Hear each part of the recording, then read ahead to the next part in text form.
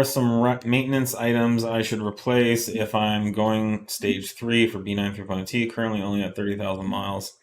Definitely want to, at this point, we don't have our upgrade out yet, but you want to check your factory PCV hose and make sure that's in good working order.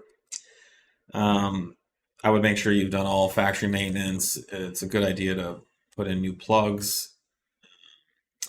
You could put in new injectors, which you probably will be doing anyways.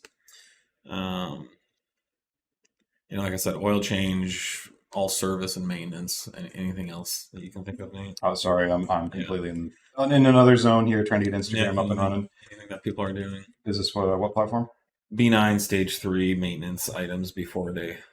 PCV hose. PCV stuff. I already said that. If you haven't done your thermostat or have no idea, water pump rather. Yeah, the water pump thermostat housing assembly. Spark squat packs, of course. Said all that already. Yep. Okay, yeah, no, that's a good starting point.